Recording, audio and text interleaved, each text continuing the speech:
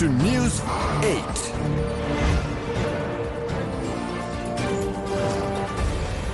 අයිබෝවන් හතුරෙක් තුනත් කරදරයක් වුණාම උදව් කරන එක අපේ පුරුද්දක්. මේ පුරුද්ද අද ඊයේ ආපු පුරුද්දක් නෙමෙනුවන්. මේ පුරුද්ද අපිට එන්නේ අපේ පැරණන්ගේ. හැබැයි සුරේන් ඕනාම දෙයක් ඕනාවට වඩා හොඳ නැහැ කියනවනේ. එහෙම උදව් කරන්න ගිහිල්ලා අපි බේරෙන්න බැරි අමාරු වැටුනමත් අපේ පැරණ්ණුම හදපු කතාවක් තියෙනවා. අහ කියනලයි රෙද්දස් සදා ගන්නවා කියන්නේ. ගිනිගන්නා MV එක්ස්ප්‍රස් පර්ල් නෞකාව හිමි සමාගමේ ප්‍රධානියාගෙන් ආන්දෝලනාත්මක හෙළිදරව්වක්. සුන්බුන් රැස් කළ අයට ආසාත්මිකතා. දින 10කට පසු නැවතත් දෛනික කොවිඩ් රෝගීන් සංඛ්‍යාව 2400ක් දක්වා පහළට. අපි බලාපොරොත්තු වෙන්නේ සුබදායි විදියට, ධනාත්මක විදියට පැකිට්වලින් කොවිඩ් තුරන් කර ගැනීමට. චීන එන්නත බස්නාහිරෙන් පිටතට ස්පුට්නික් එන්නත් 50000ක් අද දිවයිනට. එන්නත් නිසා මොරටුව උණුසුම් වෙයි.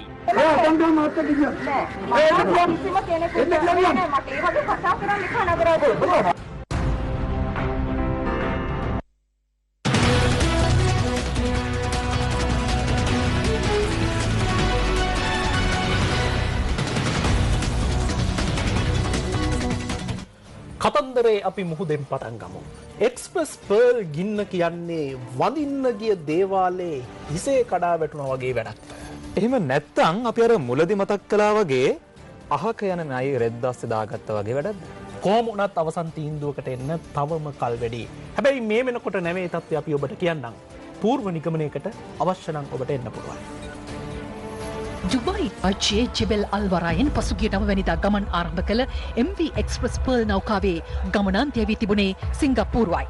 නෞකාවේ ගමන් මාර්ගය පරීක්ෂා කිරීමේදී මැයි මාස 11 වෙනිදා එය කටාර් රාජ්‍යයේ හමඩ් ජාත්‍යන්තර වරායට ළඟා වී ඇති අතර මැයි 15 වෙනිදා ඉන්දියාවේ ගුජරාටි හසිරා වරායට ළඟා වී තිබෙනවා.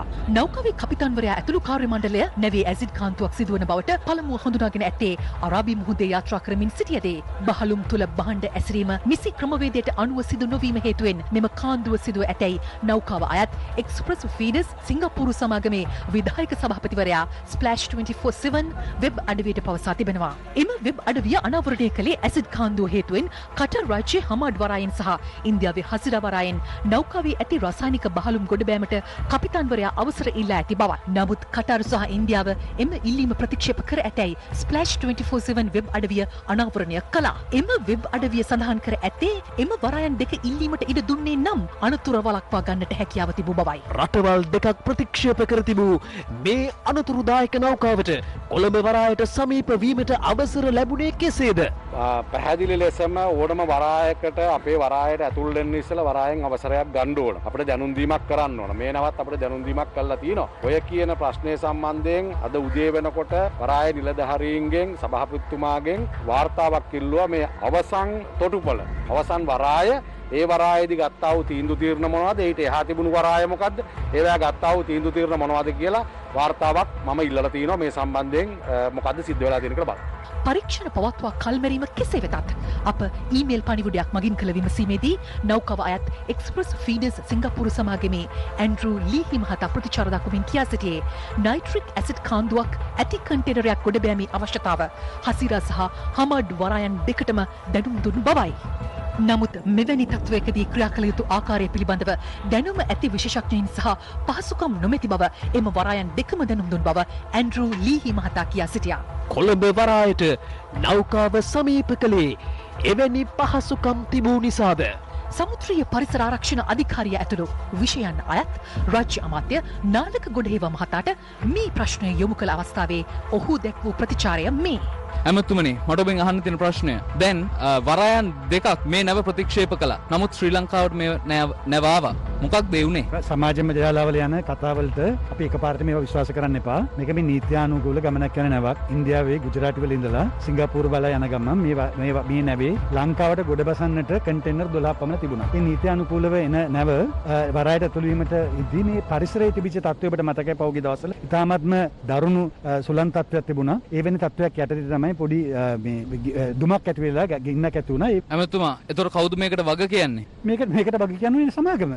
ඒකට රක්ෂණ ක්‍රමවේදයක් තියෙනවා. අපි දැන්ටමත් ඒ සම්බන්ධයෙන් නීතිමය කටයුතු කරන්න පටන් අරන් තිබෙනවා. මේක දැනගත්ත ගමන් අපි කටයුතු ආරම්භ කරා. මොකද අපිට සම්බන්ධ මෑත කාලීන පළපුරුද්දකුත් තිබෙනවා. අර නිව් ඩයමන්ඩ් නෞකාව ගිනිගත් වෙලාවේ අපි නෞකාවෙන් වන්දි ලබා ගත්ත ලංකාව. ඒ නිසා සමුද්‍ර පරිසර ආරක්ෂණ අධිකාරිය අවශ්‍ය කරන නීති කටයුතු කිරීම ආරම්භ කරේ දැන් දවස් 3කට පමණ පෙර. ඇමතුමා දැන් මේ වරායන් දෙකක් ප්‍රතික්ෂේප කරන නැව ඔබතුමන්ලාට එද්දි ඔබතුමන්ලා දැනන් හිටියේ නැද්ද? එහෙම ප්‍රතික්ෂේප කිරීමක්වත් වෙලා තියෙනවා කියලා ඔබතුමන්ලා කලින් දැනන් හිටියේ නැද්ද? ඔබතුමන්ලා ළඟ තියෙනවද සාක්ෂි එහෙම කියන්නේ? ඒක හොයලා බලමු. අපි මේ අවස්ථාවේ අපේ අවධානය යොමු වෙලා තියෙන්නේ මේක පරිස්සම් කරගන්න එක. වෙරළ පරිස්සම් කරගන්න. ඒ නිසා මේ ඉතුරු කටයුතු කරන්නේ අදාළ කට්ටියට අපි බාර දීලා තියෙන්නේ. විශේෂයෙන්ම අත්වශයෙන්ම කියන මේක අදාළ වෙන්නේ වරාය අධිකාරියට ඒක සොයා බැලීම. අපිට බාර තියෙන්නේ සමුද්‍ර පරිසර ආරක්ෂණ අධිකාරිය වශයෙන් මේ වෙරළ ආරක්ෂා කරගන්න එක. ඒතකොට ඒකට සම්බන්ධ වන අමාත්‍යාංශය ගැන සොයා බලાવી. ඇමතුමා මේක මෙහෙම වෙච්ච තුන්වෙනි නැවනේ. මේක මෙහෙම වෙච්ච තුන්වෙනි නැවනේ මම හිතන්නේ 10 ගණක් නැව මේක විදිහට වෙලා ඇති. ශ්‍රී ලංකාවට බලපාපු. ශ්‍රී ලංකාව තුල බලපාපු අපි දන්න ආකාරයට දෙවන නැව මේ හැමතිස්සෙම මේ වරදක් හොයන්න උත්සාහ කරන්න එපා. මේ වෙලාවේ මේ රටේ මිනිසුන්ට කියන්න වැදගත් ප්‍රවෘත්ති තියෙනවා. කියන්න මිනිසුන්ට ආරක්ෂා වෙන්න කියලා. කියන්න මිනිසුන්ට මේව අතපත ගන්න එපා කියලා. මේවල තියෙන අහිතකරභාවය කියන්න. ඒවා තමයි ජනතාවට වැදගත් වෙන්නේ. මේ වෙලාවේ අපේ මූලික අරමුණ වෙන්නේ ජනතාව වෙනුවෙන් මේ වෙරළ ආරක්ෂා කරගන්න. ඒ සඳහා අපි විශාල වැඩපිළිවෙළක් සකස් කරලා තියෙනවා. ගිනිගත් නෞකාවේ දැන් තත්වය කුමක්ද? කොළඹ වරායට නාවික සතපුම් 9.5ක් වයමින් නෞකාව මේ වන විට පාවෙමින් තිබෙනවා. එහි ගින්න බොහෝ දුරට පාලනය කර ඇතත් නෞකාව සම්පූර්ණයෙන්ම විනාශ වී ඇති ආකාරයක් දැකගත හැකියි. ශ්‍රී ලංකා නාවික හමුදාවේ ගජබාහු නෞකාව සමග ඉන්දිය වෙරළ ආරක්ෂක බලකායේ වජ්‍රා සහ විභාව නැමැති නෞකා එක්ස්ප්‍රස් පර්ල් නෞකාව සමීපයේ සිට ගින්න මැඩ පැවැත්වීමේ මෙහෙයුම්වල නිරත වී සිටිනවා. ශ්‍රී ලංකා ගුවන් හමුදාවේ හෙලිකොප්ටර් යාන අද දිනේත් මෙහෙයුමට සහාය දුන් අතර ඉන්දිය වෙරළ ආරක්ෂක බලකායේ ඩ්‍රෝනිය යානයද ඊට එක්ව සිටියා. ගින්න සැලකිය යුතු ප්‍රමාණයක් මැඩ පැවැත්වීමට හැකියාව ලැබී ඇතත් නෞකාවේ සුන්මුන් හා බහලුම් වල තිබූ ද්‍රව්‍ය මේ වන විට විරලට ගොඩගසමින් තිබෙනවා. නෞකාවේ සුන්මුන් හා ද්‍රව්‍ය හමු වී ඇත්තේ කුමන ප්‍රදේශවලින්ද? ගිනිගෙන විනාශ වූ නෞකාවේ ද්‍රව්‍ය දෙහිවල වැල්ලවත්ත බම්බලපිටිය කාකදූපත පමුණුගම සරක්කුව හා මීගමුව කලපු යන ප්‍රදේශවලට මේ වන විට ගොඩගසා තිබෙනවා. සමුද්‍රීය පරිසර ආරක්ෂණ අධිකාරිය ශ්‍රී ලංකා නාවික හමුදාව මධ්‍යම පරිසර අධිකාරිය සහ වෙරළ ආරක්ෂක දෙපාර්තමේන්තුව තවත් ආයතන ගණනාවක සහාය ඇතිව විරල තීරයේ අපද්‍රව්‍ය ඉවත් කිරීමේ කටයුතු සිදු කරමින් සිටිනවා. එතනෝල් හා නයිට්‍රික් ඇසිඩ් ටොන් 25ක් ඇතුළු රසායනික ද්‍රව්‍ය හා රූපලාවන්‍ය ආලේපන බහලුම් 1486ක් නෞකාව ගිනිගන්නා අවස්ථාවේ ප්‍රවාහනය කරමින් තිබුණා.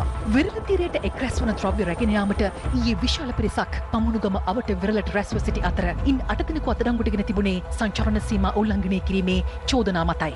ශරීරයට අහිතකර රසායනික හේතුවෙන් බරපතල සෞඛ්‍ය ගැටලු මතුවේ හැකි බැවින් නෞකාවෙන් පිටතට පැමිණි ද්‍රව්‍ය රැස් කිරීමෙන් වළකින්නේයි සමුද්‍රීය පරිසර ආරක්ෂණ අධිකාරිය දිගින් දිගටම ජනතාවට දැනුම් දී තිබුණා. එම ආයතනය අද ඉල්ලා සිටියේ දැනටමත් විරල තීරයට පැමිණ රසායන ද්‍රව්‍ය හේතුවෙන් සෞඛ්‍ය ගැටලු මතුවූ පිරිස් ඇතනම් වහා ප්‍රතිකාර ලබා ගැනීමට පියවර ගන්නා ලෙසයි.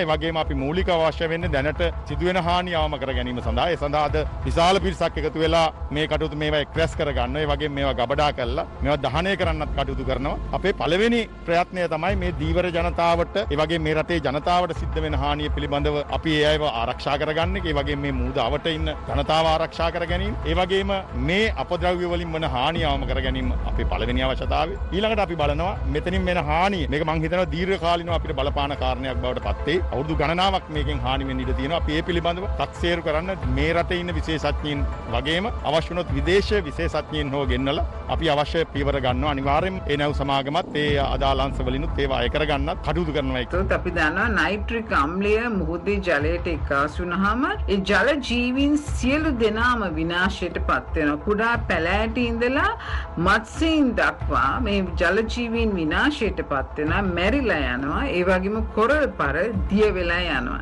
මේ පරිසර පද්ධතිය සම්පූර්ණයෙන්ම විනාශ වෙලා යනවා. මේ කලාපය තුළ කිසිම බැරි වෙනවා කිසිම සත්වයකට ජීවත් වෙන්නට. ඉතින් ඒ නිසා අපේ පරිසරය, අපේ මුහුදු පරිසරය මේ නැවේ ගින්න තුලින් අතිශයින්ම විනාශ වෙලා යනවා. අද මේ ඇයි මෙවැනි නැවක් මේ ප්‍රදේශයට ඒමට ඉඩ දුන්නේ කියන එක පළවෙනි ප්‍රශ්නය. දෙවෙනි එක අපිට කොයිතරම් වන්දි මුදලක් ලැබුණත් අපේ පරිසරයට සිදුවෙන හානිය නැවත වතාවක් අවස්ථාවක් යථා තත්ත්වයට ඒ පරිසරය ගෙනීමට ඒ ලැබෙන වන්දි මුදල ප්‍රමාණවත් නොවන බව වටහා ගත යුතුයි. කෙසේ වෙතත් දින කිහිපයක් ගතවන තෙක් ගින්න පාලනය කිරීම සාර්ථක නොවූ අතර මේ වන විට සමුද්‍රීය පරිසරයට බරපතල හානියක් සිදු වී තිබෙනවා. එක්ස්ප්‍රස් පර්ල් නෞකාව කොළඹ වරාය පිටත ප්‍රදේශයට පැමිණියේ අනතුර කලින් හඳුනාගෙනද. Coming up next on News 8. වන්නේ කොවිඩ් මෙහෙයුමට යන යුද හමුදා සෙබලියන්. දැන් අපි රටේ කොරෝනා තත්ත්වය ගැන විමසා බලන්න ලෑස්ති. පෙරේදා චීනයේ සයිනෝෆාර්ම් එන්නත් වගේක් ලංකාවට ආවා. අද ඉඳන් ඒවා එන්නත් කරණයක් පටන් ගත්තා. ඒ වගේම නුවන් අද රෑ රුසියාවෙන් ස්පුට්නික් මාත්‍රා 50,000කුත් ලංකාවට එනවා කියලා ආරංචියකුත් තියෙනවා.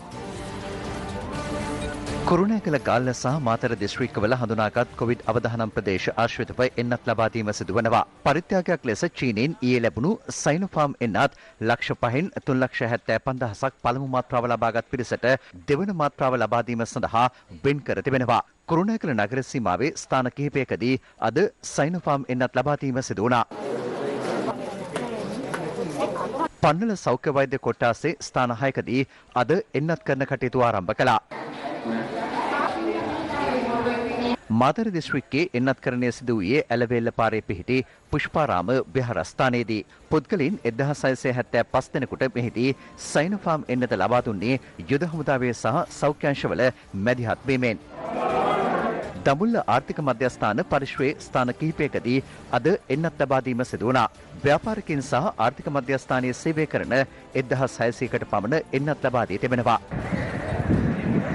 ගාල්ල කඩවත් සතර ශ්‍රී පරමානන්ද මහා විහාරස්ථානයේදී ජනතාවට එන්නත්කරණය සිදු කළේ යුද හමුදාව සහ සෞඛ්‍ය කාර්ය මණ්ඩලය විසින්. ඔය විදිහට රටේ එන්නත්කරණය කරන්නේ කොරෝනා පැතිරීම වළක්වන්න. වෙන විදිහකට කියනවා නම් මිනිස්සුන්ගේ ජීවිත රැකගන්න. තරාතිරම මොකක් වුණත් පාට පක්ෂ මොකක් වුණත් ජීවිත කියන්නේ ජීවිත. පාර්ලිමේන්තුවේ 225ට ඔවුන්ගේ ජීවිත වටිනවා වගේම පාරින්නේ යාචකයාට ඔහුගේ ජීවිතය වටිනවා. ඒ වගේම තමයි සරලවම කියනවා නම් සුවිශේෂී ජීවිත අවශේෂ ජීවිත කියලා මරුට ජීවිත බෙදන පිළිවෙලක් නැහැ. ඒක මොරටුව නගරාධිපතිතුමා තේරුම් ගන්න ඕනේ. එතුමාට තේරුම් ගන්න අමාරු නම් පොහොට්ටුවේ අය තේරුම් කරලා දෙන්න ඕනේ.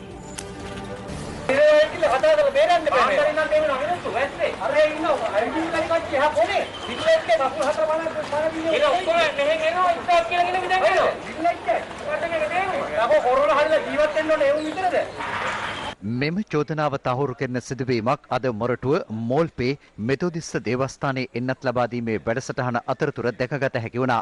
එහිදී මොරටුව නගරාධිපති සමන්ලාල් ප්‍රනාන්දු මහතාගේ මූලිකත්වයෙන් ඇති ග්‍රාමීය කමිටුව නිකුත් කළ ටෝකන් පතකට එන්නත් ලබා දෙන ලෙස වෛද්‍යවරුන්ට දැනුම් දී තිබුණා. ඊට වෛද්‍යවරුන් එකඟ නොවීම හේතුවෙන් නගරාධිපතිවරයා සිද්ධියට මැදිහත් වුණා.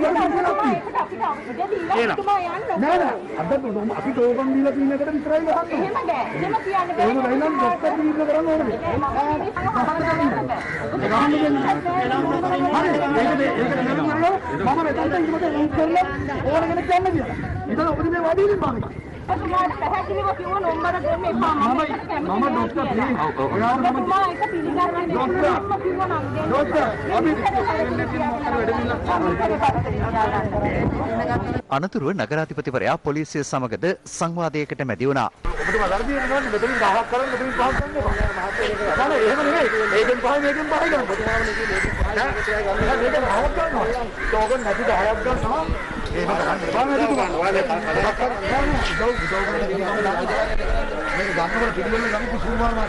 ටෝකන් නැති 10ක් ගන්නකොට ටෝකන් එකක් 10ක් ගන්නකොට අපිට කැබිනට් පේපර් එකකින් දාලා තියෙන්නේ ගාමිණී කමිටුව ආරා සංවිධානය කරන්න කියලා. අපි ඒක කළා මිසක් කවුරුත් අපේ මිනිස්සු මෙතන වර්ගයක් නැහැ, පක්ෂයක් නැහැ, පාටක් නැහැ. අපිට එහෙම වැඩක් නැහැ. අපි කොවිඩ් තත්ත්වයේ පිළිබඳව කොහොම වුණත් මතක් වෙනවා කාලයක් මර්වින් සිල්වා මහත්තයා කැලණිය රංගපු රැඟුම් දැන් සමන්ලාල් මොරටුවේ නටනවද කියලා පොහොට්ටුවේ අයගේ අවධානයට අපි යනවා රටේ බරපතල කොරෝනා තත්ත්වයක් තියෙන බව ඒ අයට අමතක වුණාට රටේ මිනිස්සු අමතක කළා නැහැ. අද 1782ක් අලුතින් කොරෝනා රෝගීන් වාර්තා වෙනවා. ඒ අතරින් මේ වන විට 1,74,059ක් බවට ලංකාවේ කොවිඩ් ලැයිස්තුව පිරෙනවා. නුවන් මේ අතරතුර සතුරුදායක කාරණයකුත් තියෙනවා. ඔය අතරින් 1411 දෙනෙක් අද සුවය ලැබුවා. එතකොට ලංකාවේ සුවය ලැබපු සමස්ත ආසාදිතයින් සංඛ්‍යාව අපිට හඳුන්වන්න පුළුවන් 1,43,789ක් විදියට. හැබැයි ඔබ මතක තියාගන්න තවත් 27560ක් රෝහල්වල. තවත් කොරෝනා මරණ 29ක තොරතුරු රජයේ ප්‍රවෘත්ති දෙපාර්තමේන්තුව ඊයේ නිකුත් කළා. ඒ අතරින් දෙදෙනෙකු ඊයේ දිනේ මියගිය පුද්ගලයින්. සෙසු මරණ 27 සිදුව තිබෙන නිකුත් 20 වෙනිදා සිට 25 වෙනිදා දක්වා කාල සීමාව තුලයි. මියගිය පුද්ගලයින් වයස අවුරුදු 20ත් 94ත් අතර වයස්වල පසු වුණා. රජයේ ප්‍රවෘත්ති දෙපාර්තමේන්තුව නිවේදනය කළේ මියගිය අය අතරින් 13 දෙනෙකුම කාන්තාවන් බවයි. මෙම මරණත් සමග මෙරට සමස්ත කොරෝනා මරණ සංඛ්‍යාව 1298ක් දක්වා ඉහළ ගියා. ඊයේ මෙරටින් නව කොරෝනා ආසාදිතයින් 2377ක් වාර්තා වුණා. විදේශගතව සිටි පැමිණි ශ්‍රී ලාංකිකයින් 50 දෙනෙකු සහ විදේශිකයින් 2 දෙනෙක් ඊට ඇතුළත්. ඊයේ වැඩිම ආසාදිතයින් පිරිසක් කොළඹ දිස්ත්‍රික්කයෙන් හඳුනාගෙන ඇති අතර එම සංඛ්‍යාව 573ක්. කොළඹ මහනගර බල ප්‍රදේශයෙන් 130ක්, හංවැල්ලෙන් 58ක්, අවිස්සාවේලෙන් 56ක්, පිළියන්දලින් 51ක්, ගල්කිස්සෙන් 32ක්, නවගමුවෙන් 30ක් හා මහරගමෙන් 27ක් එම ආසාදිතයින් අතර සිටිනවා. ඊයේ ගම්පහ දිස්ත්‍රික්කයෙන් වාර්තා වූ ආසාදිතයින් ගණන 530ක්, කැලණියෙන් 60ක්, වත්තලින් 55ක්, බියගමින් 46ක්, දොම්පෙන් 39ක්, කටුනායක හා රාගමින් 31 දෙනා බැගින් සීදුවෙන් 30ක් හා අත්නගල්ලෙන් 28ක් එම ආසාදිතයින් අතර සිටිනවා. මහනුවරින් 257ක්, ත්‍රිකුණාමලෙන් 151ක්, රත්නපුරෙන් 129ක්, කළුතරින් 128ක්, ගාල්ලෙන් 92ක්, කුරුණෑගලින් 63ක්, නුවරඑළියෙන් 57ක්, යාපනයෙන් 39ක්, කිලිනොච්චියෙන් 36ක්, පුත්තලම හා අනුරාධපුරයෙන් 34 දෙනා බැගින් මඩකලපුවෙන් 32ක් හා අම්පාරෙන් 31ක් ඊයේ කොරෝනා ආසාදිතයින්ගේ ලයිස්තුවට එකතු වුණා. මේට අමතරව මාතරින් 26ක්, කෑගල්ලෙන් 24ක්, බදුල්ලෙන් 15ක්, වවුනියාවෙන් 14ක්, හම්බන්තොටින් 13ක්, මන්නරමින් 12ක්, පොළොන්නරුව හා මුල්ලතිව් වලින් 10 දෙනා බැගින් මාතලෙන් 9ක් සහ මොණරාගලින් 6 දෙනෙකු කොරෝනා ආසාදිතයින් බව තහවුරු වුණා. මම හිතන්නේ කිසිදු විශේෂඥවරයෙක්ට කියන්න හැකියාවක් තිබෙනවා කියලා මේක අඩුවීමක්ද වැඩිවීමක්ද කියලා. අප්‍රේල් මාසයේ 25 26 වෙද්දී ඒක 1000කට වැඩි සංඛ්‍යාවකට ගියා. 28න් පස්සේ ඒක 2000ක් බවට පත් වුණා. පසුව 3500ක වගේ සීමාවක තමයි ශ්‍රී ලංකාවේ කොවිඩ් ආසාදිතයන් හමු වුණේ. නමුත් මේ වන විට පසුගිය දින 3ේදී මේ සංඛ්‍යාව 3000ට අඩු අගයකට පැමිණලා තිබෙනවා. මේ වන විට සංචාරන සීමාවන් පනවමින් රටේ ජනතාව ආරක්ෂා කර ගැනීම සඳහා ගත යුතු සීලම ක්‍රියාමාර්ග රැගෙන තිබෙනවා. අපි බලාපොරොත්තු වෙන්නේ සුබදායි විදියට, ධනාත්මක විදියට හැකි ඉක්මනින් කොවිඩ් තුරන් කර ගැනීමට, ඒ වගේම පාලනය කර ගැනීමට සඳහා ගත යුතු සීලම ක්‍රියාමාර්ග මේ අවස්ථාවේ ගනිමින් සිටිනවා. පුද්ගල මරණයක් කොවිඩ් ආසාදිත මරණයක් බවට තහවුරු කිරීම සම්බන්ධයෙන් සෞඛ්‍ය සේවා අධ්‍යක්ෂ ජෙනරාල්වරයා විසින් සියලුම වෛද්‍යවරුන් වෙත විශේෂ චක්‍රලේඛයක් නිකුත් කර තිබෙනවා. ඒ අනුව කොවිඩ් ආසාදිතව මියගිය පුද්ගලෙකු බවට තහවුරු කිරීම සඳහා එම චක්‍රලේඛය මගින් වෛද්‍යවරුන් අනුගමනය කළ යුතු නිර්ණායක හඳුන්වා දී ඇති බව සඳහන්. යම්කිසි පුද්ගලයෙකු COVID-19 රෝග ලක්ෂණ සහිතව බියගොස් ඇති බවට සායනිකව තහවුරු කිරීම අනිවාර්යෙන් සිදු විය යුතු බව එම නිර්ණායකවලට ඇතුළත්. දීර්ඝ කාලීනව රෝගී තත්වයෙන් පෙළෙන පුද්ගලයෙකු මරණයට පත් වූ අවස්ථාවේදී ඔහු COVID-19 ආසාදනය වී ඇති බවට තහවුරු වී තිබුණද එම මරණ වෙනමම ගණනය කර ඔහුගේ වෛද්‍ය වාර්තා පරීක්ෂා කිරීමෙන් අනතුරුව COVID-19 ආසාදනය වීම අදාළ මරණයට ප්‍රධානතම හේතුව බවට සාක්ෂියක් නම් පමණක් එය COVID-19 ආසාදිත මරණයක් ලෙස තහවුරු කළ යුතු බව සෞඛ්‍ය සේවා අධ්‍යක්ෂ ජෙනරාල්වරයා සඳහන් කරනවා. COVID-19 ආසාදිත මරණයක් බවට තහවුරු කිරීම සඳහා ලෝක සෞඛ්‍ය සංවිධානයේ නිර්දේශද අනු අනුගමනය කළ යුතු අතර මරණ සහතිකය සටහන් කිරීමේදී එය COVID-19 ආසාදිත මරණයක් බවට සටහන් කිරීම අනිවාර්යයි. යම් පුද්ගලයෙකුගේ මරණයෙන් පසුව සිදු කරන ලද PCR පරීක්ෂණයේදී අදාළ පුද්ගලයා COVID ආසාදිතයෙකු ලෙස හඳුනාගත්තද එම මරණයට ප්‍රධානතම හේතුව COVID-19 ආසාදනය වීම බවට පශ්චාත් මරණ පරීක්ෂණයෙන් තහවුරු කර ගැනීම පිළිබඳව නිශ්චිත මරණ පරීක්ෂණ වාර්තාවේ සටහන් කිරීම සිදු කළ යුතු බවද සෞඛ්‍ය සේවා අධ්‍යක්ෂ ජනරාල්වරයා විසින් නිකුත් කළ චක්‍රලේඛයේ වැඩිදුරටත් ඇතුළත් වනවා. කොරෝනා මර්ධන එන්නතෙහි එක මාත්‍රාවක් හෝ ලබාගත් පුද්ගලෙකු වේ නම් ඔහුට ලබන ජූලි මාස සිට එලිමහන් පරිසරයේ මූ ආවරණ පැළඳීම අනිවාර්ය නොවන බව දකුණු කොරියාව නිවේදනය කළා. දකුණු කොරියානු සෞඛ්‍ය බලධාරීන් අපේක්ෂා කරන්නේ ලබන සැප්තැම්බර් මාසය වන විට රට මිලියන 52ක ජනතාවගෙන් අවම වශයෙන් 70%ක ජනතාවක් එන්නත් කිරීමටයි. ඒ අනුව එරට වැඩිහිටියන් එන්නත ලබා ගැනීමට දිරිගැන්වීම සඳහා සෞඛ්‍ය අංශ මෙම තීරණය ගෙන තිබෙනවා. දකුණු කොරියානු අග්‍රාමාත්‍යවරයා සඳහන් කරන්නේ කොවිඩ් මර්ධන එන්නත එක මාත්‍රාවක් හෝ ලබාගත් පුද්ගලයින් සමූහ රැස්වීම් සඳහාද අවස්ථාව ලබා දීමට අපේක්ෂා කරන බවයි.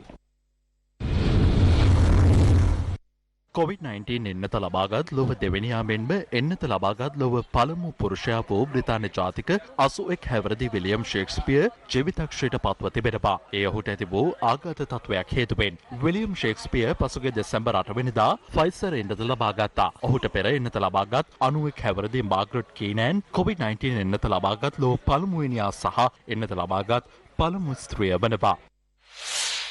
මොඩර්නා කොවිඩ් මර්ධන එන්නත අවුරුදු 12-17 අතර වයසේ පසුවන දරුවන් සඳහා ඵලදායීව ක්‍රියා කරන බව අධ්‍යයනයකින් අනාවරණය වී තිබෙනවා. විදේශ මාධ්‍ය වාර්තා කරන්නේ වයස අවුරුදු 12-17 අතර වයසේ පසුවන දරුවන් 3732 දෙනෙකු යොදා ගනිමින් සිදු කළ පරීක්ෂණයකින් මේ බව අනාවරණය වී ඇති බවයි. ඇමරිකාවේ ජෛව තාක්ෂණ ආයතනය විසින් අදාළ අධ්‍යයනය සිදු කර තිබෙනවා. අසල්වැසි ඉන්දියාවේ කොරෝනා අවදානම තවමත් පහව ගොස් නැහැ. එරටින් ගත වූ පැය 24ක කාලය තුළ කොරෝනා ආසාදිතයින් 2,11,298 දෙනෙකු වාර්තා වී ඇති අතර එම කාල සීමාව තුළ එරටින් වාර්තා වී ඇති කොවිඩ් මරණ සංඛ්‍යාව 3,847ක්. එරට කොවිඩ් ව්‍යාප්තිය මැඩ පැවැත්වීම සඳහා මේ වන විට ප්‍රාන්ත අතර සංචරණ සීමාද ක්‍රියාත්මක වනවා. කොරෝනා වෛරසයේ මූලාරම්භය පිළිබඳව විමර්ශනය කර වාර්තාවක් ලබා දෙන්නයි ඇමරිකානු ජනාධිපති ජෝ බයිඩන් එරට බුද්ධ්‍යංශවලට නියෝග කළා. ඔහු බුද්ධ්‍යංශවලින් ඉල්ලා සිටියේ දැනට ක්‍රියාත්මක මෙහෙයුම් දෙගුණ කරමින් දින 90ක් තුළ වෛරසයේ මූලාරම්භය පිළිබඳව තමාට වාර්තා කරන ලෙසයි. කොරෝනා වෛරසයේ මූලාරම්භය කෙසේ කවදා නිශ්චිතව සිදුවේද යන්න සම්බන්ධයෙන් පවතින මතභේදාත්මක තත්ත්වයේ හේතුවෙන් ඇමරිකානු ජනාධිපතිවරයා බුද්ධ්‍යංශ වාර්තාවක් ඉල්ලා තිබෙනවා. ඒ වාර්තාව ලොවක් බලා සිටින වාර්තාවක් බවට පත්වේවි. කොහොම වුණත් මේ වෙලේ අපි තේරුම් ගන්න ඕන එක කාරණයක් තියෙනවා. ඔබේ මාස්ක් එකෙන් ඔබ සුරකින්නේ අනිත් අයගේ ජීවිත. අනිත් අයගේ මාස්ක් වලින් සුරකින්නේ ඔබේ ජීවිත.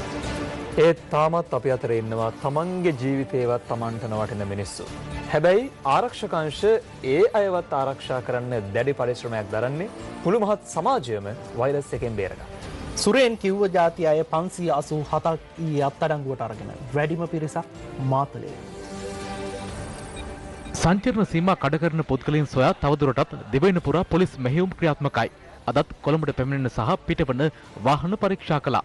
බොරැල්ල සහස්පුර ප්‍රදේශයේ සංචරණ සීමා කඩ කරන පුද්ගලයන් සොයා ඩ්‍රෝන් මෙහෙයුමක්ද ක්‍රියාත්මක කෙරුණා.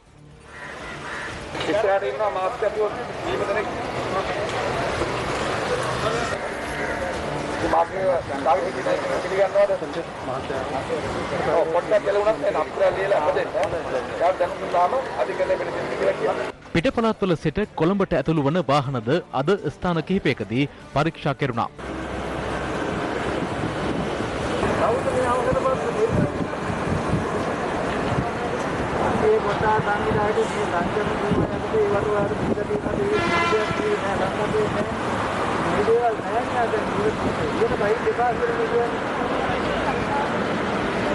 ජනතාව වෙනුවෙන් කියලා ජනතාවට දීලා තියෙන මාර්ග බයි එපා කඩේකට බල්දියක් අතවත් යන්න එපා කියලා. ඕගොල්ලෝ කරන්න ඕන මේ වෙලාවේ මේවත් පොලාරගෙන අරගෙන ඇවිත් මොකද දෙදෙනා ඉන්නේ. අද සම්මානවල කමු රැස්වීම ඒගොල්ලෝ විශ්ලේෂණය පිළිගත්තා. මේ කමු රැස්වීම පරවන දුරම අදේවල් අවලංගු කරලා තමයි ඒක කරන්නේ.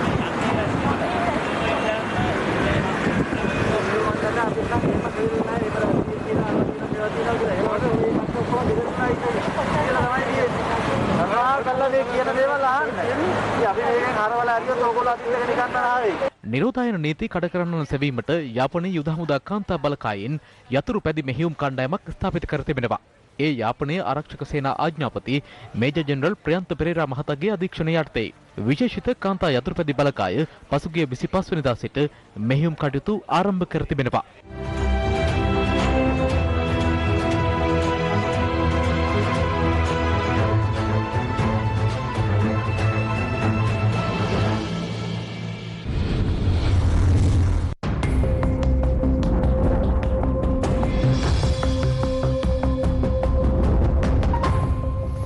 මේ වෙලාවේ ගෙවුණු පැය 24 පුවත් සම්පින්ඩණය බලන්න අපේ රටේ කොටසකට වරම් නැහැ. හේතුව පැය 24කට වැඩි තද සුළං හින්දා අඳුරේ ඉන්න වෙලා. 1,77,000ක් විතර විදුලි පාරිභෝගිකයෝ මේ වෙලාවේ ඉන්නේ කළුවරේ.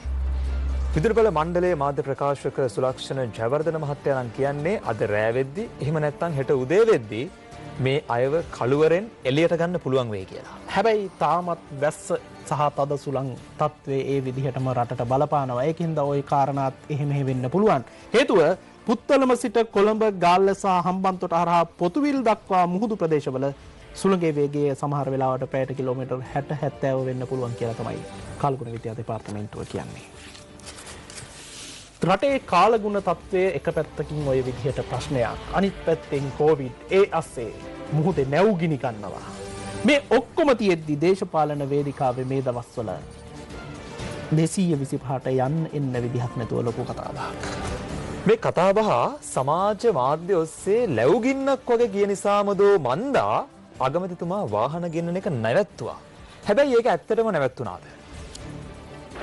අනේ මන්දා. වාහන ඉල්ලලා තිබ්බේ පාර්ලිමේන්තුව ජයග්‍රහණය කෙරුවෙන් පස්සේ පක්ෂ විපක්ෂ සියලුම දෙනා ඉල්ලලා තිබුණා. මම තාණ්ඩු පක්ෂයේ ප්‍රධාන සංවිධායකයට මාවත් කීප විටක්ම හම්බෙලා උන් ඉල්ලීම් කරලා තිබ්බා. උන්ට එන්න වාහන නැහැ. සමහර අය ත්‍රිවිල් එන්නේ, සමහර අය බස් වල එන්නේ කියලා. ඒ නිසා ඒ වෙලාවේදී කරපු ඉල්ලීමට තමයි මේක ඉදිරිපත්. මේ වෙලාවේ සුදුසු නැහැ කියලා ජනාධිපතිතුමත් අගමැතිතුමත් කතා කරලා කැබිනට් මණ්ඩලයත් කතා කරලා ඒක අත්හිටෙව්වා. අනේ මන්දා. මන්දව පහුගිය කාලේ කැබිනට් මණ්ඩලයේ සාකච්ඡා වුණා. මම දැන් විපක්ෂයේ අයට ඔය කියන චෝදනාව නගනවට වඩා ලේසිම දේ තමයි පාර්ලිමේන්තුව කැඳෙව්වම එහෙම පාර්ලිමේන්තුව වාහනයක් ගෙනල්ලා තියනවා කියලා කියනවනම් ඒක දෙනවා කියලා කියන්නේ മന്ത്രിවරුන්ටනේ. ඒතර විපක්ෂ 225 කියන්නේ විපක්ෂයත් අදාළයි. ඒ අයට පක්ෂ නායක රැස්වීම කතා කරලා ඒක නවත්තන්න පුළුවන්. අනේ මන්දා. ඒ පරණ කතාවක්. අපිට තියෙනවා ජපානයත් එක්ක ණය කිවිසුම. අන්න ඔය ණය කිවිසුම යටතේ ඉස්සෙල්ලාම රජයට උමනා කරන වාහන ගෙන්වා ගැනීම සඳහා මේ ණය කිවිසුම යටතේ යම් යෝජනා ඉදිරිපත් වුණා. නමුත් අපේ අගමැතිතුමා ගිය සුමානේ කියලා තියෙනවා ඒ ආනයනයන් අවසන් කරා. අවශ්‍ය කරයි. ඒ අගමැතිතුමා එහෙම කියලා තියෙනවා නම් ඒ කියන්නේ අවශ්‍ය කරන. අනේ මන්දා. ණයවර ලිපි විවෘත කරනු ලැබූ ගනුදෙනුවක් මේ විදිහට කැබිනට් මණ්ඩලයේ නිවේදන නිකුත් කළා නවත්තන්න පුළුවන්ද? ඒකට වාහන සැපයුම්කරු එකඟද? ඒක පිළිබඳ බරපතල ප්‍රශ්න තියෙනවා. ඒක නැවැත්තුවා කියලා ඊට පස්සේ තව සතියකින් දෙකකින් මේක අමතක වුණාට පස්සේ මේ ප්‍රවෘත්තිය ජනතාවට අමතක වුණාට පස්සේ හිමින් සිරුර මේ වාහන ගෙන්නයි. අනේ මන්දා. අර ජොන්ස්ටන් ඇමතිතුමා කිව්ව ත්‍රීවිල් වලින් එන බස් වලින් එන මැති ඇමතිවරු ගැන දැනගන්න අපිත් පරිහාසයි. කොහොම වුණත් ඒ කතාවේ ඒ ආසාවේ විදිහටම අපි ඉස්සරහට හොයලා බලමු. අපි ඒ අතරතුර ගොවීන්ගේ අවධානය යොමු යුතු ප්‍රවෘත්තියක් වෙත අවධානය යොමු කරනවා. මේ කන්නේදී එන මහ කන්නේට ලංකාවේ හදන්න ප්‍රමාණවත් බඩු නැත්තම් පිටරටින් හරි කාබනික පොහොර ගෙන්නන්න ජනාධිපතිතුමා අද ඒ වගේ කතාවක් කිව්වේ. ජනාධිපතිතුමා ඒ විදිහට තමයි නිලධාරීන්ට උපදෙස් දුන්නේ. ජනාධිපති මාධ්‍යංශය නිවේදනය කළේ සඳහා සියලු අංශ සම්බන්ධ කරගත් පුළුල් යාන්ත්‍රණයක් ක්‍රියාත්මක වීමේ වැදගත්කමද ජනාධිපතිතුමා අවධාරණය කළ බවයි. ජනාධිපතිතුමා එම උපදෙස් ලබා දී ඇත්තේ කෘෂිකර්ම අමාත්‍යාංශයේ නිලධාරීන් සහ කාබනික පොහොර නිෂ්පාදකයින් සමග ජනාධිපති කාර්යාලයේ පැවති සාකච්ඡාවකදී. මේකෙදී අපි ප්‍රධාන වශයෙන්ම බලන්නට ඕන ගෝවියාට කිසිම කරදරයක් වෙන්නේ නැතුව මේ කාර්යය උන්ට කරගෙන යන්න. මම හිතන්නේ මීට ඉස්සෙල්ලා මේවා අසාර්ථක වෙන්න ඇත්තෙත් මේ හරි විදියට මේ ගොවියට තමන්ගේ කන්නේ එනකොට හොර ටික ඊට පස්සේ ඒ දැනුවත් වීම මොන පොරද කොයි වෙලාවෙද පාවිච්චි කරන්නේ වලනාශක වර්ග අපි පාවිච්චි කරන් දෙන්නේ නැත්නම් ඒ කොහොමද කරන්නේ ඒ දැනුවත් වීම ඒගොල්ලන්ට අවශ්‍යයි. අපි තෝරාගත්ත නම් මොනවද භාවිතා කරන පොහොර ඒ අවස්ථාවන්ට කියලා ඒවා අපේ රටේ පුළුවන් තරම් නිෂ්පාදනය කරන්නට උත්සාහ ගන්න ගමන් මේ ඉදිරියට එන කන්නේදී ඒවා නොඅඩුව තියෙන්න කඩිනමින්ම අපිට වෙන රටකින් මේව ගේන්න පුළුවන්. කොහොමද දැන් අපි රසායනික පෝර විශාල වශයෙන් ගෙන්නුවානේ. ඒ වෙනුවට අපි කාබනික පෝර වර්ග ඒවා ගේන්න ඕනේ. ඒවා ඕනතරම් භාවිතා කරන රටවල් තියෙනවා. ඒ රටවල් වලින් බලලා හරි ප්‍රමිතියකින් තියෙන පෝර වෙලාවට ගේන්නට ඕනේ. වෙන්න තියෙන දේ ගැන වගේම වෙන දේ ගැන තොරතුරුත් එක්ක හෙට රැයටට හම්බ වෙනවා. යදගම් පරිස්සමෙන් ඉන්න. සුබ රාත්‍රියක්.